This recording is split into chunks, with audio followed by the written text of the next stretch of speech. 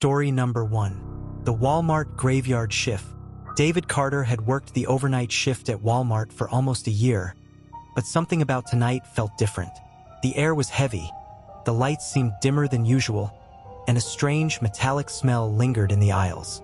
It was 11:45 p.m. when he arrived, throwing on his blue vest and adjusting his name tag. He nodded to his coworker, Lisa, who was stocking shelves near the entrance. "Hey, you feel that?" she asked, rubbing her arms as if she were cold. David frowned. "Feel what?" Lisa hesitated. "Like, the store is watching us." David chuckled. "Yeah, Walmart corporate is always watching," but Lisa didn't laugh. By midnight, most of the shoppers had cleared out, leaving just the skeleton crew of night employees. It was always eerie when the store emptied out, but tonight, there was an unnatural silence. Even the usual hum of the refrigerators in the frozen section seemed muted. At 12:30 a.m., the first weird thing happened. The automatic doors at the entrance slid open with a soft whoosh. David looked up from his clipboard. No one had entered. The doors closed. A few seconds later, they opened again. Still, no one was there. Lisa, who had been watching from a distance, muttered, "That's not normal." David shrugged. Probably just a sensor issue, but when they checked the security cameras, the footage showed something impossible. The doors had opened, yes, but for a split second, the camera feed glitched, and a shadowy figure appeared just inside the entrance. Then it was gone. Lisa turned pale. "That's not a sensor issue." Around 2 a.m., David was restocking shelves in the canned goods aisle when he heard something strange. A whisper. It was faint, almost like a breath against his ear. "Help me." David froze, the can of beans slipping from his fingers and rolling across the floor. He turned his head sharply. No one was there. He shook his head, brushing it off as sleep deprivation, and bent down to pick up the can. That's when he saw them. Footprints. Wet, bare footprints leading away from where he stood, leading toward aisle 13. His stomach twisted. There was no aisle 13 in this Walmart. The aisles went up to 12, and then the next section was the electronics department. But as David followed the footprints, he saw something impossible. A new aisle. The sign above read, "Aisle 13. The shelves were different. Old, dusty, filled with outdated products that didn't belong in a modern Walmart. Rusted shopping carts were tipped over, and the floor was cracked. It smelled of mildew and something worse, something rotting. Lisa appeared beside him, her voice barely above a whisper. "This wasn't here before." David swallowed hard. "No, it wasn't." They stepped forward hesitantly, the air growing colder with every step. A flickering fluorescent light buzzed overhead. And then they saw it. At the far end of the aisle stood a man, or what looked like a man. He was tall, unnaturally thin, dressed in an old Walmart uniform. His name tag was rusted over, unreadable. His skin was sickly gray, his eyes sunken and black. He wasn't shopping. He wasn't moving. He was staring directly at them. Then he grinned. Lisa grabbed David's arm. "We need to go. Now." David didn't argue. They turned and ran, pushing past rusted carts and outdated cereal boxes. But the aisle seemed longer now, stretching endlessly. The air thickened, making it harder to breathe. Aisle 13 didn't want to let them leave. Behind them, footsteps echoed, slow and deliberate. Then laughter, low, guttural, inhuman. David chanced a glance over his shoulder. The man was walking toward them. His grin had widened unnaturally, stretching far beyond what a human mouth should be capable of.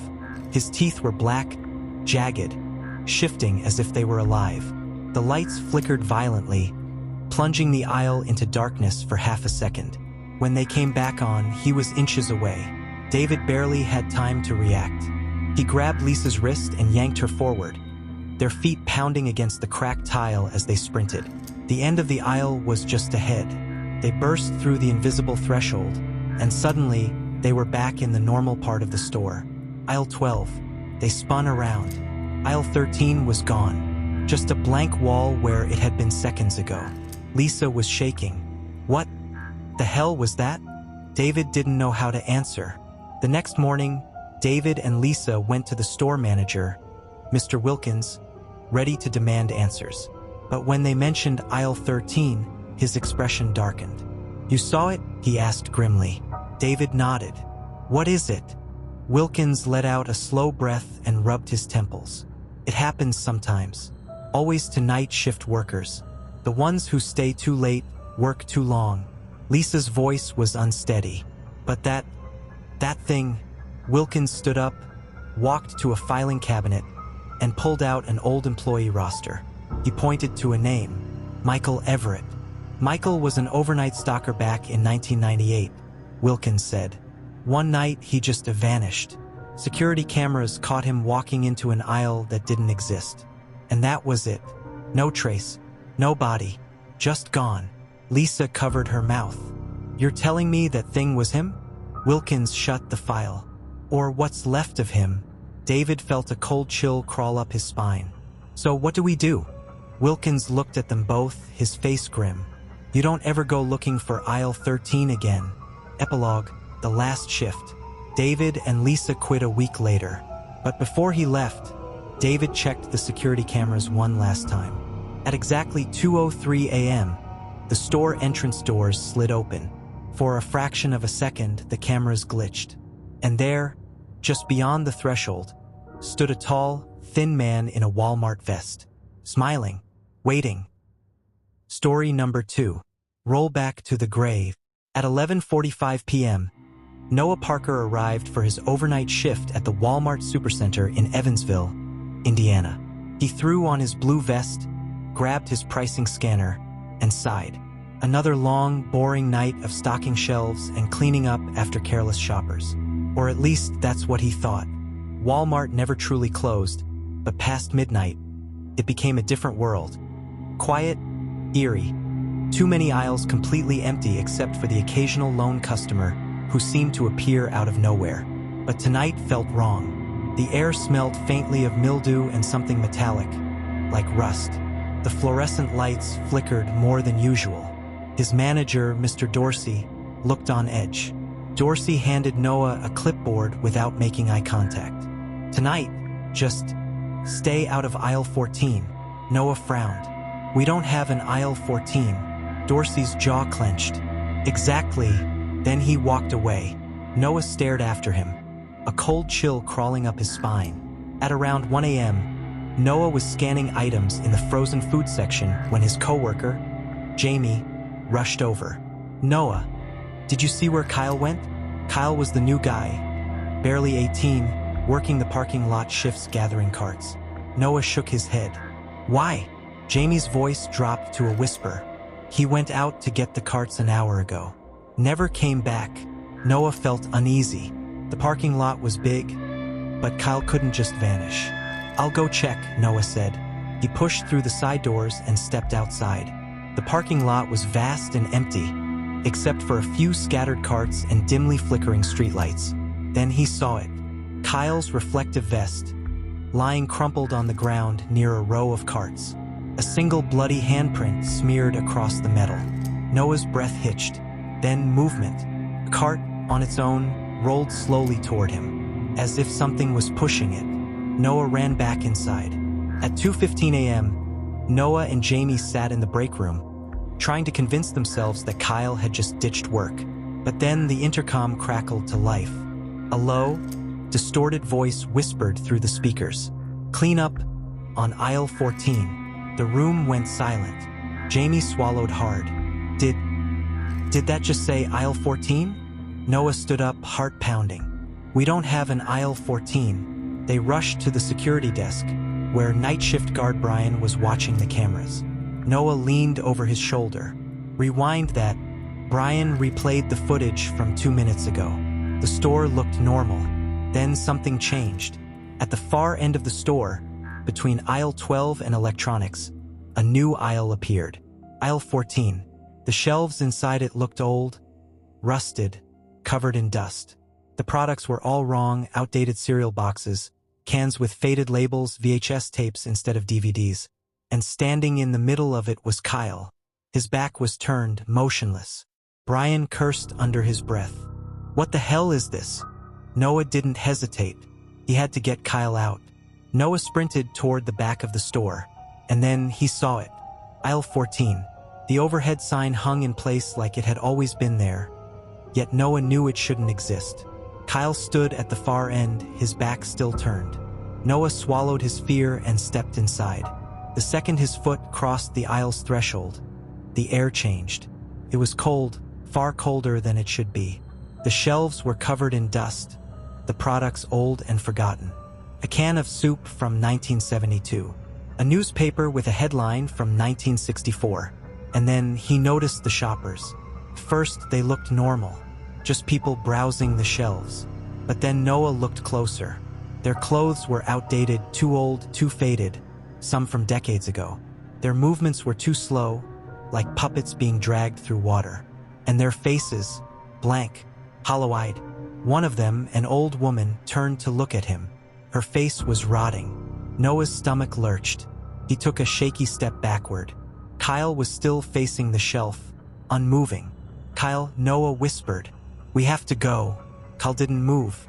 Then, in a broken, stuttering voice, he whispered, "The rollback never ends." And he turned around. His eyes were missing. Chapter 5. Escape or not? Noah ran. He didn't care what was behind him, he just ran. The aisle stretched longer than it should. The shoppers followed, their blank faces twisting into horrible grins. "Roll back, roll back, roll back." The whispering grew louder. Then Jamie grabbed him. "Noah, wake up."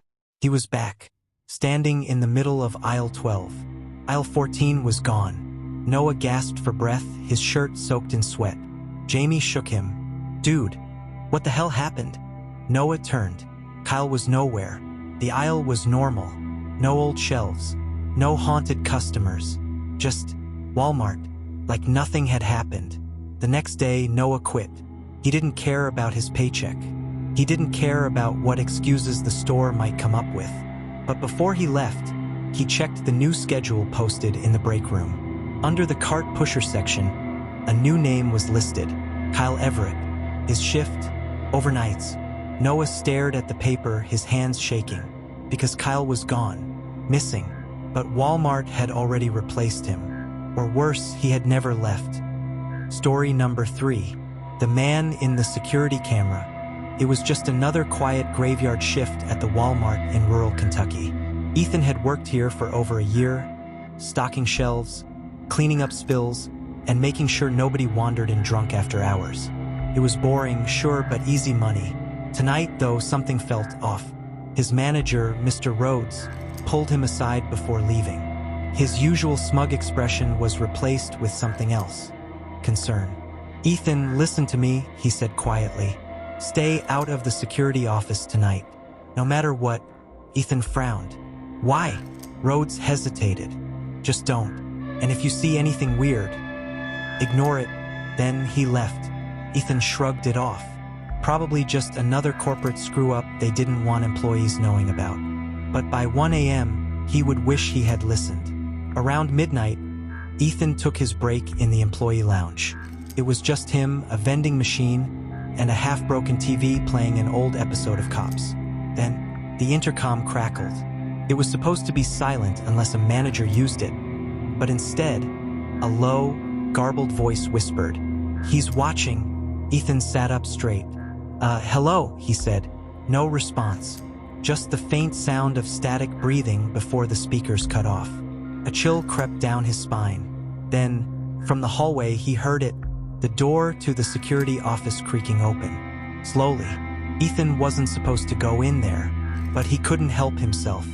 The door to the security room was cracked open, the light inside flickering. No one was there, but the monitors were on.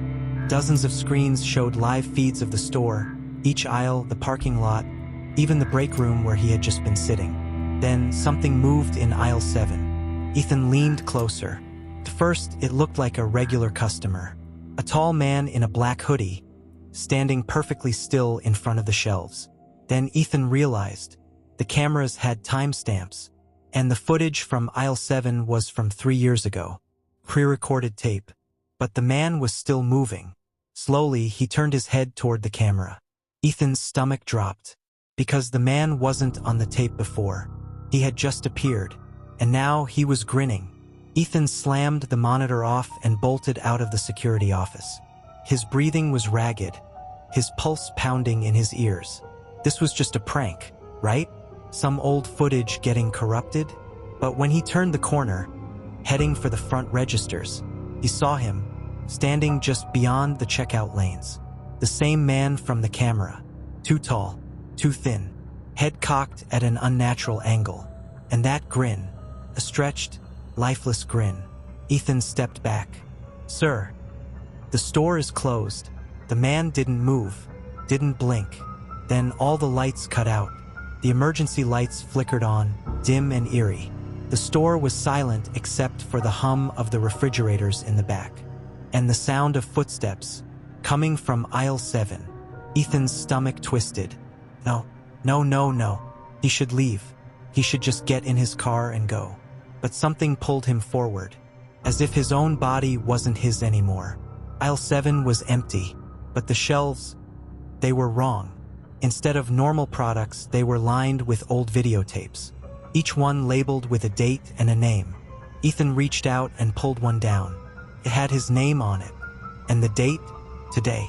Ethan's hands trembled as he turned the tape over. Felt cold, too cold for plastic. Then, against all logic, the screen above the aisle turned on and started playing. It was him. The footage showed Ethan standing in aisle 7, holding the tape, just like now. But then, the Ethan on screen turned his head, slowly, looking directly at the camera. But it wasn't a mirror. It wasn't following his movements, because the Ethan on the screen began to smile, a huge, unnatural grin. Then he took a step forward. Ethan threw the tape and ran. He sprinted toward the exit. His lungs burned. His legs ached. He could hear footsteps behind him, faster than they should be. And then he hit the glass doors. They wouldn't budge. Locked. Trapped. Then a reflection. In the dark glass, he saw himself. But the reflection wasn't running. It was smiling. And behind him, the man from the cameras, standing right there. Ethan barely had time to scream before the lights cut out for good. The next morning, Walmart opened like normal. A new employee was standing at the security desk. A new night guard. His name tag read, Ethan. But his smile was too wide, too unnatural. And in the security office, the monitors flickered on, showing a new tape, dated tomorrow. Story number 4. The Walmart that wasn't there yesterday. It appeared overnight. No construction, no grand opening, just a brand new Walmart on the edge of town, standing where an empty field had been the day before. At first, people were excited.